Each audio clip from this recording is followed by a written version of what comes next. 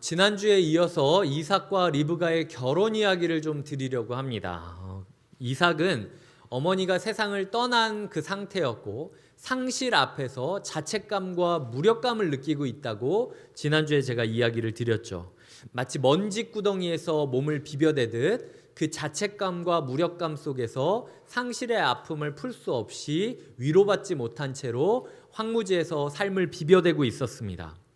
분명히 예배 가운데 하나님께서 브엘라 헤로이 나를 살피시는 하나님이라는 약속을 계속 주고는 있어요. 하지만 이상과 현실의 거리가 너무 크게 넓혀져 있는 거죠. 분명히 하나님은 나를 사랑한다고 하는데 내 현실은 왜 이렇게 시궁창이지? 이 이해할 수 없는 괴리감 가운데서 이 이삭은 서성였다라고 기록하고 있습니다. 이삭이 할 수 있는 것은 딱 하나, 배회하는 일밖에는 없었다라는 거죠. 하지만 그는 그의 배회하는 그 삶을 술을 마시고 향락을 즐기며 자포자기하는 것으로 보내지 않습니다. 그의 배회의 중심에는 묵상이 있었다라는 거예요. 여전히 풀리지 않는 삶의 문제 가운데 끝까지 씨름하면서 도대체 하나님이 왜 나에게 이 말씀을 주시고 왜 나에게 이 현실을 주셨는지를 최대한 해석하고 바라보려고 노력을 하고 있었다라는 것이죠. 그렇기 때문에 종일 양떼를 돌보았음에도 불구하고 묵상하던 이삭의 모습을 보았을 때 혹자는 시간이 남으니까 저렇게 아주 그냥 고민할 여유가 있는 거지 더 좋아야 된다라는 식으로 얘기를 하거나 저거 다 열정이 부족해서 그런 거다라는 식으로 폄하하지 않았습니다. 하나님께서는 분명하게 이삭이 했던 행위가 묵상이라는 단어로 이삭을 바라보고 계세요. 너는 시간 낭비하는 것도 아니고 열정이 부족한 것도 아니고 이해할 수 없는 현실 가운데서도 네 아버지 아브라함이 그러했듯이 약속 하나 붙잡고 씨름하고 있구나. 너의 묵상이 참 귀하다.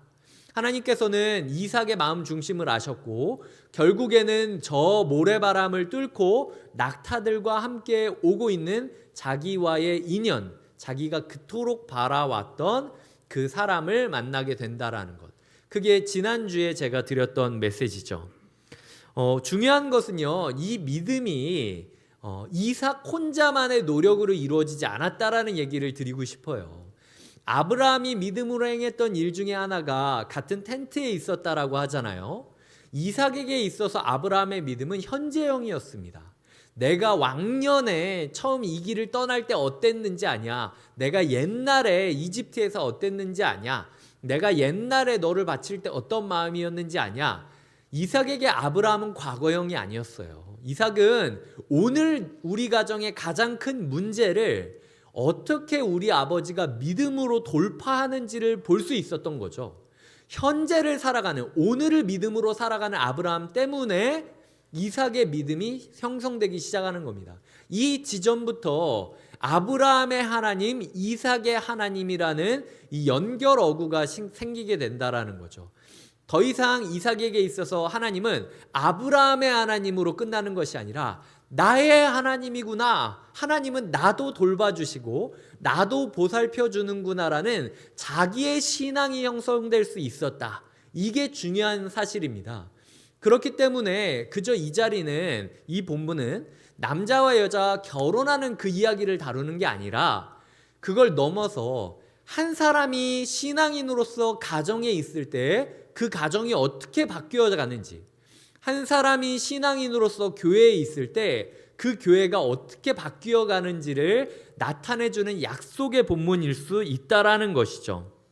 하지만 현대사회의 우리에게는요, 이 본문이 사실 굉장히 버겁습니다.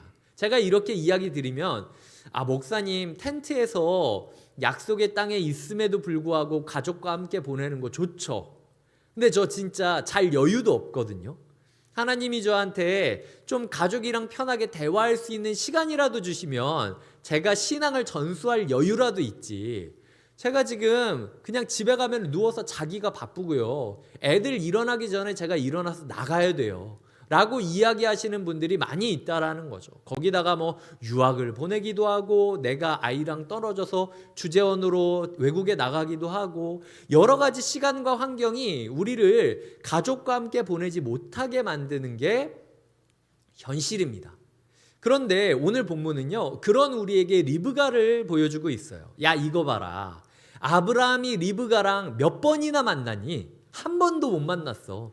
아브라함이 리브가랑 대화를 나눈 적이 있니? 한 번도 못 나눴어.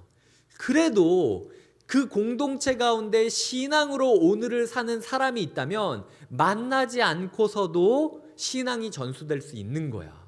시간과 공간을 초월하여 하나님께서 믿는 사람 한 사람 때문에 그 공동체가 신앙이 전수되는, 신앙이 계승되는 것을 약속으로 주고 있는 본문이 오늘 본문이라는 거죠.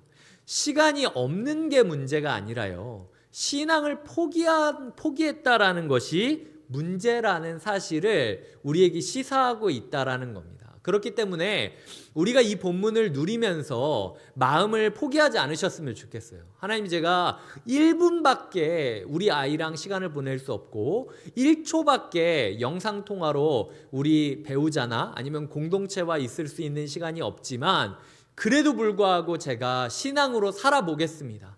그때 우리 가정이, 우리 교회가 어떻게 변할지 알려주십시오 라고 기도하시는 시간이 되었으면 좋겠고요. 특별히 오늘 본문은 제가 주례할 때 요즘 많이 쓰는 본문입니다. 최근에 묵상을 하면서 주례 본문으로 많이 사용하는 본문이기도 해요. 그래서 이 자리에 계시는 청년분들이 있다면 기억하셨으면 좋겠습니다. 제가 청년 사역을 할 때 청년들이 저한테 찾아오는 신방의 이유, 상담의 이유를 적게는 2개, 크게는 4개 정도로 저는 분류하는데요. 대부분 이 안에 다 들어갑니다. 2개는 관계와 방향이에요. 관계와 방향을 4가지로 조금 더 구체화하면은 진학, 저 공부 어떻게 해야 될까요? 진로, 저 이제 취업 어떻게 해야 될까요? 저 어떻게 대학원 갈까요? 취업할까요? 뭐 이런 이야기들. 그리고 결혼, 저 누구랑 평생 살아야 될까요? 그리고 공동체 안에서의 만남, 저 왜 이렇게 사람이랑 어울리는 게 힘들까요? 이 지점에 대해서 짧게는 2개, 세분화돼서는 4개의 문제를 항상 청년들이 저한테 찾아오곤 하거든요. 그런데 오늘 본문에 답이 있다라는 거예요. 리브가는 아브라함의 신앙을 계승받았을 때 자기가 청년으로서 고민했던 이 질문들에 대한 답을 듣고 시작을 합니다. 어떻게 살아야 될지 이미 해답을 가지고 뛰어들 수 있는 젊음이 되었다라는 거죠. 그래서 청년들 가운데서 이 본문을 대할 때 하나님이 나에게 내 신앙을 만들기 위하여 이 2가지, 4가지의 질문을 어떻게 답변하시는지에 대해서 한번 생각해 보며 들어가 보도록 하겠습니다. 제가 오늘 4가지로 리브가에게 전수되었던 신앙에 대해서 설명드리려고 하는데요. 첫 번째는 외모 때문이 아니라 환대로 인생길이 열린다라는 내용입니다. 한번 화면에 타이틀이 띄워져 있을 테니까요. 한번 읽어주셨으면 좋겠습니다. 시작. 외모 때문이 아니라 환대로 인생길이 열린다. 네. 자, 결혼을 준비하는 사람이 있다고 생각을 해봅시다. 내가 누구를 만날지 모르는 상황이에요. 그러면 가장 신경 쓰는 게 뭘까요? 그리고 가장 신경 쓰이는 게 뭘까요? 대부분 외모입니다. 그래서 내 외모를 가꾸기도 하고 뭐 소개팅 나간다라고 생각을 했을 때 다 그러잖아요. 내가 옷이 어떤지, 얼굴이 어떤지, 헤어스타일이 어떤지, 요즘은 머리부터 발끝까지 스타일을 만들고 몸을 만들고 표정을 가꾸고 이런 것들을 많이 사용하고 있지 않습니까? 바야흐로 이미지의 시대라는 것이죠. 이 외모 지상주의가 아브라함과 리브가 때에 없었겠습니까? 아브라함과 리브가 때도 리브가가 분명히 외모에 대해서 고민이 많았을 거예요. 나는 어떤 남자를 만나게 될까? 그 남자 잘생길까? 나는 그 남자에게 어떤 여자로 대우받을까? 나를 예쁘다고 해줄까? 라는 생각들을 했으리란 말이라는 거죠. 이집트에서 사람들이 노예였다가 탈출을 하는 순간이 있습니다. 출애굽기를 보면 노예였다가 탈출을 하고 탈출을 해서 이집트 군사들한테 쫓겨서 그 홍해를 건너가요. 막 도망치듯 건너갑니다. 그리고 시내산에 가서 회막을 만드는데 어떤 구절이 나오냐면 그 회막에 물두멍이라는 게 있습니다. 그 제사장들이 이렇게 제물을 바칠 때 피가 묻잖아요. 그 손을 씻는 정결한 물을 담는 물그릇이었는데 그 물그릇을 뭘로 만드느냐? 그 회막에서 일하는 수종드는 여인들이 손거울이 있을 것이다. 다. 그 손거울을 다 녹여서 그 그릇을 만들라라는 명령이 있었습니다. 그러니까 이 말을 살짝 비틀어 보면은 지금 노예였다가 주인집에서 들고 나가는데 뭘 들고 간다? 이 거울을 들고 가는 게 인간이라는 거예요. 주인집에서 가장 부러웠던 게 거울이라는 거죠. 그 잘 보이지도 않는 거울로 자기를 보면서 지금 사막길을 가야 되는데 그 거울을 들고 가는 게 인간의 본성이다. 그리고 뒤에서 군사들이 막 죽이려고 달려들고 있는데도 뭘 버리지 않는다? 거울만큼은 버리지 않는 게 인간의 본성이라는 거예요. 시대와 환경과 이런 것들에 따라 기준은 바뀔 수 있겠죠. 하지만 외모지상주의는 항상 있었다라는 겁니다. 그런데 오늘 본문은 뭐라고 이야기를 하냐면 아브라함의 종이 아브라함의 주인 아브라함이 이러이러한 며느리를 얻기 원할 것이다 라고 생각을 하면서 하나님께 기도했던 구절이 나와요. 창세기 24장 14절을 띄워드릴 테니까 읽어주셨으면 좋겠습니다. 24장 14절입니다. 시작. 한 소녀에게 이르기를 청하건대 너는 물동이를 기울여 나로 마시게 하라 하리니 그의 대답이 마시라 내가 당신의 낙타에게도 마시게 하리라 하면 그는 주께서 주의 종 이삭을 위하여 정하신 자라. 이로 말미암아 주께서 내 주인에게 은혜 베푸심을 내가 알겠나이다. 아멘. 자, 그의 대답이 마시라. 내가 당신의 낙타에게도 마시게 하리라. 이게 아브라함의 종이 여자를 구하는 기준점이었다라는 거죠. 종입니다. 종은 누구를 위해서 누구의 기준을 따라서 사람을 찾을까요? 자기 주인이 이런 여자를 원할 것이다라는 확신이 있었던 거예요. 내 주인이 예쁜 며느리를 원하는 것이 아니라 내면이 아름다운 며느리를 원하고 있다라는 것. 신앙은 예쁘게 만들어주는 것이 아니라 마음을 가꾸는 것임을 이 종은 정확하게 캐치를 하고 있었다라는 것이죠. 이 마셔라, 그리고 너의 낙타들도 마셔라, 이렇게 이야기하는 의미가 무엇이냐면 처음 보는 사람이 사막을 뚫고 왔잖아요. 그리고 같이 한 사람들도 많이 있습니다. 여인이 봤을 때 좀 경계심이 들지 않겠습니까? 그래도 그 사람이 나 죽을 것 같으니까 당신이 물 길던 이 바구니로 나에게도 물을 좀 달라라고 이야기를 했을 때 그냥 지나쳐도 되는 거예요. 그냥 이렇게 낯설어 하면서 지나쳐도 되는데 저 사람의 아픔을 나의 아픔으로 여기고 저 사람이 내가 물 준다고 해서 나한테 얼마를 주겠다고 거래를 한 게 아니잖아요. 그럼에도 불구하고 대가 없이 나의 것을 저 사람에게 기꺼이 내어주겠다. 내가 물 한 번 길면 될 것을 2번 길어야 되겠죠. 그리고 2번 길어야 될 걸 3번 길어야 될 수도 있어요. 그럼에도 불구하고 내 시간을 내어주고 내 마음을 내려놓고 저 사람에게 기쁘게 저 사람이 필요로 하는 것을 나눠주는 것, 이것을 환대라고 성경은 표현하고 있습니다. 기쁘게 환영하고 대해주는 것을 환대라고 한다라는 거죠. 그런데 거기다가 당신의 낙타에게도 마시게 하라. 시킨 것 이상을 해주었다라는 거예요. 그 환대가 그냥 부탁한 것으로 머물러 있는 게 아니라 부탁을 넘어서서, 부탁을 초월해서 한 걸음 더 나아가는 사랑의 모습을 보여주었다라는 겁니다. 그리고 사람뿐만 아니라 동물에게도 그 환대를 이어가는 모습을 보였던 게 리브가가 가졌던 아름다움이었다라는 거죠.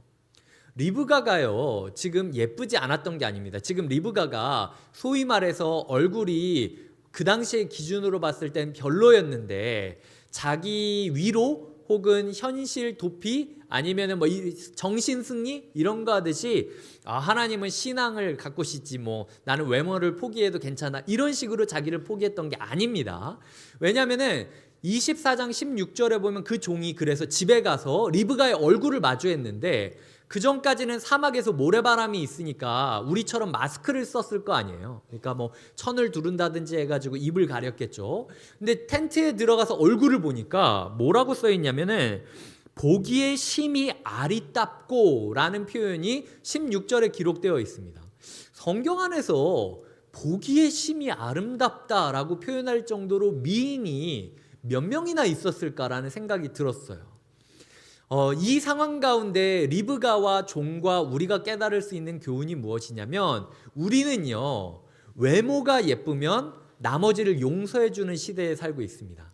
그래도 얼굴이 예쁘니까 이 정도는 내가 받아줘야지, 얼굴값 하는구나, 이런 식으로 받아주는 사회를 살고 있어요. 하지만 신앙은 정반대입니다. 내면이 예쁘면 마주했을 때 얼굴도 예뻐 보이고 심히 아리따울 정도로 찬란하게 빛이 나는 그 경험을 하게 되는 게 신앙인들이 마주하게 되는 경험이라는 거죠. 이게 그 리브가에게 얼마나 큰 안정감을 줬을까요? 있는 사람이 더하다고요. 예쁜 사람이 더 미에 대한 집착이 강합니다. 왜냐하면 저처럼 어느 정도 이렇게 그 하위권을 깔고 있는 사람들은 그냥 어떻게 되든 상관이 없는데, 나를 예쁘다라고 나의 정체성을 사람들이 자꾸 이야기해 주는 사람은요, 이걸 잃어버렸을 때 내가 포기해야 될 것들에 대해서 두려움을 느끼게 돼요. 그래서 예쁘면 예쁠수록 더 자기를 가꾸고 자기를 보호하고 자기를 가리고 화장이나 이미지 메이킹이나 아니면 여러 가지 것들을 통해서 자기를 감추고 예전의 젊음을 유지하려고 하는 모습을 많이 띈다라는 거죠. 그런데 리브가는 거기로부터 초월하게 된 거예요. 왜냐? 하나님이 나를 외모 때문에 고른 게 아니구나. 하나님이 나와 이 사람을 결혼하게 만든 게 내가 예뻐서 이 사람을 만난 게 아니라 내가 사람을 환대하기 때문에 이 사람을 만난 거구나. 매력 포인트가 얼굴이 아니라 환대로부터 시작된다라는 사실을 깨닫고 얼마나 자유하게 되었겠습니까? 리브가가 젊었을 때는 예뻤겠죠. 하지만 그녀 또한 사막의 모래바람을 맞으면서 점점 나이 들어갔을 것입니다. 그 나이 들어감을 두려워하지 않게 된다라는 것, 이것이 하나님께서 리브가에게 주셨던 인생의 신앙의 교훈이었다라는 것이죠. 이것이 첫 번째로 인생의 진정한 길은 외모로 열리는 게 아니라 환대로 열리는 거구나 라는 것을 리브가는 깨닫게 되었던 것이고요. 두 번째로는 보이지 않는 낯선 곳으로 떠나는 모험을 두려워하지 말아야 한다라는 사실을 깨닫게 되었습니다. 이 두 번째도 한번 읽어주실래요? 시작. 보이지 않는 낯선 곳으로 떠나는 모험을 두려워하지 말아야 한다. 네, 지금까지 리브가가 젊음을 이렇게 보내면서요, 나는 누구랑 결혼할까 이런 생각 얼마나 많이 했겠습니까? 그거 어떻게 봤을까요? 다 둘러보면서 보지 않았겠습니까? 우리 마을에 저 사람 있는데 저 사람이 나랑 나이대도 비슷하고 상황도 잘 맞을 것 같고 잘생기기까지 하고 혹시 저 사람이랑 결혼하라고 하는 거 아닐까? 우리 주변에 누가 있다라고 하는데 이 사람이 혹시 나랑 결혼할 사람 아닐까? 자라가면서 리브가가 여러 가지 생각을 하고, 사람들끼리 그 당시에도 그런 게 없었겠습니까? 하여튼 남자 여자 둘 셋만 있으면 어떻게든 짝지어 주려고 하여튼 뭐 누구랑 누구 어울리는 것 같지 않아? 막 약간 이러면서 하여튼 남의 일이라고 막 이렇게 하는 사람들도 굉장히 많았겠죠. 그런데 리브가가 결혼할 사람은 보이지 않는 사막 너머에 있었다라는 거예요. 내가 진정한 관계를 맺기 위하여 진정한 축복의 만남은 보이는 것을 초월해야만 마주할 수 있는 거구나. 모험을 떠나지 않으면 만날 수 없는 인연이 있구나 라는 사실을 리브가는 깨달을 수 있었다라는 것이죠. 그런데 리브가는 거침없이 걸어갑니다. 창세기 24장 55절부터 58절을 교독해서 읽도록 하겠습니다. 제가 먼저 55절을 읽을게요. 리브가의 오라버니와 그의 어머니가 이르되 이 아이로 하여금 며칠 또는 열흘을 우리와 함께 머물게 하라. 그 후에 그가 갈 것이니라. 그 사람이 그들에게 이르되 나를 만류하지 마소서. 여호와께서 내게 형통한 길을 주셨으니 나를 보내어 내 주인에게로 돌아가게 하소서. 그들이 이르되 우리가 소녀를 불러 그에게 물으리라 하고 리브가를 불러 그에게 이르되 내가 이 사람과 함께 가려느냐? 그가 대답하되 가겠나이다. 네, 리브가가 굉장히 주도적이고 굉장히 주체적인 신여성의 모습을 보이고 있어요. 그냥 수동적으로 끌려가는 게 아니라 가족들은 조금이라도 더 오래 있다가 가라라고 이야기를 하고 종은 아니다, 주인이 기다리고 있을 거다, 지금 당장 떠나야 된다라고 이야기를 할 때 옥신각신하다가 그럼 그 리브가의 말을 들어보자 데리고 왔더니 리브가가 딱 한 단어 얘기합니다. 엘렉. 이 엘렉이 난 갈 겁니다. 나는 갑니다. 라는 딱 그 선언을 하면서 아예 그냥 이전까지 내가 살고 있던 모든 것을 한 번에 정리해버려요. 갑자기 어느 날 내가 물 한 동이 주고 낙타 먹였다고 해서 나 시집 가야 된다고 이야기하시면요, 혼수 준비에 며칠이 걸리시겠습니까? 이것도 가져가고 싶고 저것도 가져가고 싶고 이 사람도 데려가고 싶고 저 사람도 데려가고 싶고 저 사람이랑 인사하고 싶고 저 사람이랑 환영 파티하고 떠나고 싶고 여러 생각이 있지 않았겠습니까? 리브가는 한 단어로 그냥 끝내는 겁니다. 난 갑니다. 그게 리브가가 경험했던 삶의 단호함이었다라는 거죠. 모험을 떠나지 않으면 만날 수 없다. 하나님이 가라고 했으니까 다 접고 일단 가는 거다. 이게 리브가가 경험했던 신앙의 모습이었다라는 거죠. 이 엘렉이라는 단어가 제가 지난주에도 이야기 드렸죠. 할라크라는 단어에서 시작된 단어입니다. 할라크라는 단어의 변화형이에요. 그렇기 때문에 이 여자는 지금 아브라함에 대해서 들은 게 거의 없는데도 불구하고 하나님이 가라고 할 때 마치 아브라함이 창세기 12장에서 길을 떠나듯 전 갑니다. 동행합니다. 라고 생각을 하고 믿음의 여정을 떠나게 되었다라는 거죠. 아브라함이요, 이렇게 결단력 있는 며느리를 맡게 된 겁니다.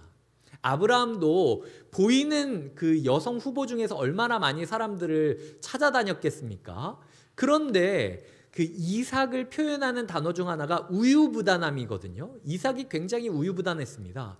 그런데 이삭이랑 딱 맞는 주체적인 여성이 마치 아브라함의 딸처럼 느껴질 정도로 아버지 아브라함의 모습을 닮은 한 여성이 지금 이삭에게로 다가오는 모습을 성경이 일부러 그려주고 있다라는 거죠.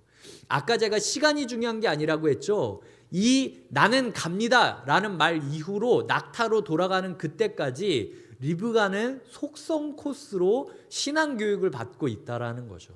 하나님께서 우리 삶 가운데 시간과 공간이 중요한 게 아니다. 믿음의 모험을 떠나는 사람을 만나는 것, 믿음의 모험을 떠나는 것, 이것이 신앙인에게 있어서 굉장히 중요한 일이다 라는 것을 이야기하고 있다라는 것을 기억해야 됩니다. 세 번째로는 편견을 버리는 태도를 가져야 한다라는 겁니다. 이것도 한번 읽어주실래요? 시작. 편견을 버리는 태도를 가져야 한다.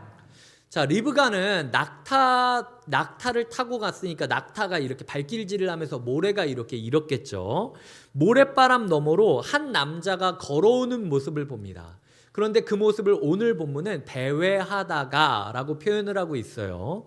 마치 요즘으로 치자면 술 취해서 새벽 미명에 이리저리 어슬렁어슬렁 두리번 거리고 있는 한량을 만난 거랑 똑같은 거예요. 지금 내가 보이지 않는 내 남편감을 만나기 위하여 얼굴도 심히 예쁠 정도로 지역사회 가운데 그 얼굴이 안 알려졌겠습니까? 나랑 결혼하겠다라고 하는 남자가 뭐 지금 한 트럭이야 라고 생각할 정도의 여인, 그리고 자기의 유머와 자기의 여종들을 데리고 아주 대규모 행군으로 자기의 남편을 맞이하려고 오는 그 상황인데 내 남편이 저 한량이라고? 지금 혼자서 갈 데 없이 사막바람에서 먼지구덩이를 뒤집어 쓰고 두리번두리고 술 마신 것처럼 저렇게 걷고 있는 저 남자가, 그 종이 말했던 그 남자가 저 남자라고? 라는 생각이 들었던 게 이 리브가의 마음이었을 거예요. 그런데 지난주에 제가 이야기를 드렸잖아요. 이삭 입장에서 봤을 때 지금 이 상황이 술 취한 게 아니라 절망할 수밖에 없는 현실 가운데서도 하나님을 묵상했기 때문에, 약속을 묵상했기 때문에 처절하게 하나님을 붙잡았던 삶의 순간이었다라는 걸. 너와 나 사이에는 모래바람이 있는 것처럼 대화하지 않으면, 서로를 알아가지 않으면 해석될 수 없는 무언가가 있구나.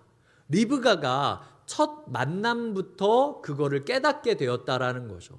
앞으로 이삭과 리브가 사이에 여러 가지 해결되지 않은 문제들이 많겠지만 그 모래바람을 걷고 편견을 버리고 서로를 향해 다가가는 것을 멈추지 말아야 되고 서로의 마음을 들어주는 것을 포기하지 말아야 된다라는 거죠. 그때 하나님께서 신앙인의 가정을 세워주시고 신앙을 세워가실 것이다라는 약속을 주시는 게 리브가의 삶 가운데 전수되어지는 신앙의 세 번째 모습이라는 겁니다. 이제 마지막으로 네 번째 모습입니다.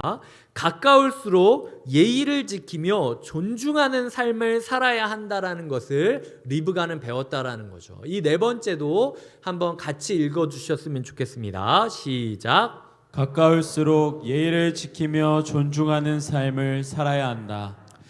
자, 리브가가 그 이삭을 만날 때 두 가지 행동을 합니다. 첫 번째는 낙타에서 내려요. 두 번째는 너울을 씁니다. 성경 안에서 낙타에서 내리거나 나귀에서 내리는 장면이 제가 기억하기로는 두 장면이 있어요. 여호수아 15장에 나오고 사무엘상 25장인가에 나옵니다. 근데 낙타에서 내리고 나귀에서 내리는 그 장면이 동일하게 뭘 뜻하냐면 상대방을 존중하면서 내가 그 앞에 엎드리거나 아니면은 겸손한 모습을 유지할 때 어딘가에서 내려 경의를 표했다, 절했다라는 식으로 표현되곤 합니다. 리브가는 내가 보기에는 한량인 저 남편이 내 남편이라고 했을 때 어떻게 내가 여기까지 왔는데 저런 놈을 이런 식으로 대하지 않았다라는 거예요. 그리고 내가 여기까지 왔으니까 나는 여기에 올라와 있어도 돼 라는 식으로 무시하지도 않았다라는 거죠. 리브가가 남편을 위하여 했던 첫 번째 행동은 낙타에서 내려 존중을 표했던 것이 첫 번째 모습이었고요. 두 번째는 너울을 씌웁니다.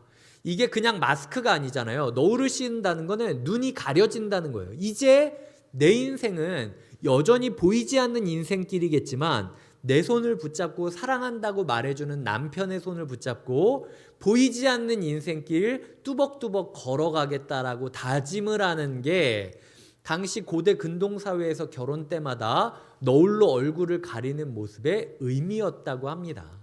인생 가운데 가까우면 가까울수록 존중과 예의를 지켜야 된다라는 걸 신앙인으로서 배우고 있다라는 거예요. 너도 믿고 나도 믿고 너도 나도 다 볼 거 안 볼 거 다 봤으니까 이제 그냥 내 마음대로 살겠다. 이 정도도 이해해 주지 못하냐? 이게 아니었다라는 거예요. 가까이 있을수록 더 존중과 예의를 다하며 도리를 지켜야 된다. 이것이 리브가의 신앙을 형성하기 위하여 하나님께서 속성 코스로 가르쳐 주셨던 네 번째 모습이었다라는 것이죠. 말씀을 맺겠습니다. 아브라함의 믿음은 이삭과 리브가에게 지금까지는 보이지 않던 하나님이 보일 수 있도록 만들어 주었습니다. 우리에게로 마주오는 자가 누구냐라는 말을 약간 비틀어서 이야기해 보면 하나님의 인도하심을 받아서 만나게 되는 운명적인 만남이 이 세상에는 존재한다라는 뜻이기도 해요. 하나님이 아니면 만날 수 없었던 사람을 우리가 알지 못하는 때에 마주할 수 없었던 장소로부터 만들어 가시고 이끌어 주시고 모래바람 넘어서 서로 만나게 해주고 있지 않습니까? 하나님께서는 운명을 만드는 분이시라는 거예요. 그리고 중요한 건 지금 이 순간부터 운명의 바통을 이삭과 리브가에게 전해주고 있는 거죠. 가정이란 건 너와 내가 둘이 이루는 게 아니야. 하나님과 나와 너 거룩한 삼각형을 유지하지 않으면은 너희의 가정은 결코 유지될 수 없다라는 것을 가르쳐 주었던 것.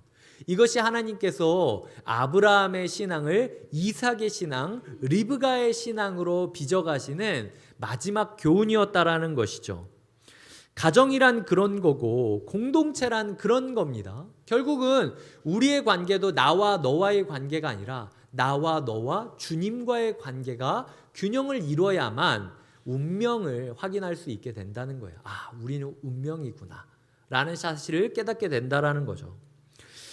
하나님께서 마주하게 하신 만남을 찾고 함께하는 비결을 제가 4가지 이야기 드렸죠. 외모 때문이 아니라 환대로 열리는 인생길, 이게 하나님이 마주하시는 운명적인 만남을 찾고 함께하는 비결이고요. 보이지 않는 낯선 곳으로 떠나는 몸을 두려워하지 않을 때 그 길이 열리게 된다라는 겁니다. 그리고 편견을 버리는 태도를 가져야 저 사람이 내 운명인 것을 확인할 수 있게 되고, 가까울수록 예의를 지키며 존중하는 삶을 살아야 그 운명을 축복으로 누릴 수 있게 된다라는 것. 이것이 주님께서 이 리브가를 통하여 전수해 주셨던 믿음이었다라는 것이죠. 리브가가 배웠던 믿음, 그 믿음을 우리 또한 갈고 닦는 한 주가 될 뿐만 아니라 우리의 신앙이 우리의 가정과 공동체 가운데 또 다른 리브가를 세워가는 한 주간 되시길 주님의 이름으로 축복드립니다. 이 시간 함께 찬양하며 나아가겠습니다. 하나님은 너를 만드신 분, 우리의 생각이 아니라 그의 생각으로 우리를 이끄시는 하나님을 기대하며 찬양으로 나아가겠습니다.